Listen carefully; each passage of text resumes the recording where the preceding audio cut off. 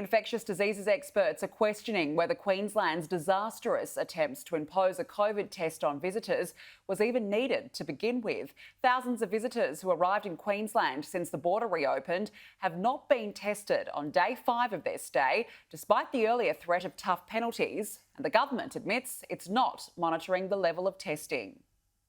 There was plenty of tough talking from Queensland Premier Palaszczuk when she assured Queenslanders they'd be protected from the influx of people flying and driving into the Sunshine State from the so-called COVID hotspots of New South Wales, Victoria and the ACT.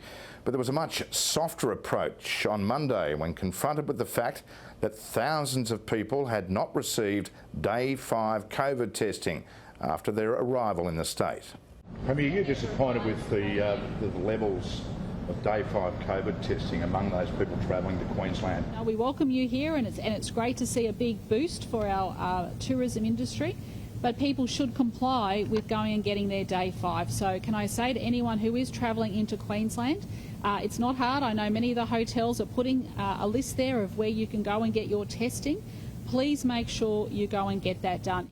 Police confirmed not a single fine has been issued, and the new Chief Health Officer attempted to play down the importance of the day 5 test. It's not something we are actively monitoring. We are relying on the we are relying on the goodwill of the people.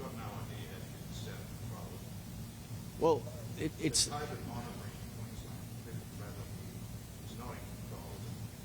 that is not the main. Okay, so the main thing is we want people who have symptoms to come forward and be tested. This is not going to be the main source of infection in Queensland. The virus is already here, and it has nothing to do with the 5-day testing. Dr Gerard's attempts to minimise the day 5 test contradicted the message from his own health minister 2 weeks ago. The important step is adding that new test at day 5 after you return to Queensland or you come to Queensland.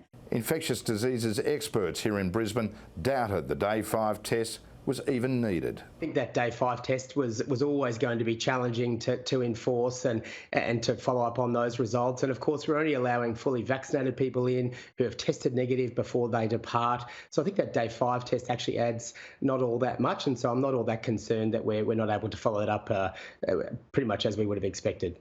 Retailers say the confusion and anxiety over whether they'll be encountering the untested visitors is the last thing they need in the week before Christmas. At the end of the day, it's about consumer confidence and whether they're confident enough to go to the stores. Obviously having, changes when it comes to things like wearing masks or checking in or mandating vaccine, there's still a lot of confusion in the community about what that means. There was also concern over whether police had enough numbers to enforce new penalties for abusing shop staff. Adam Walters, Sky News.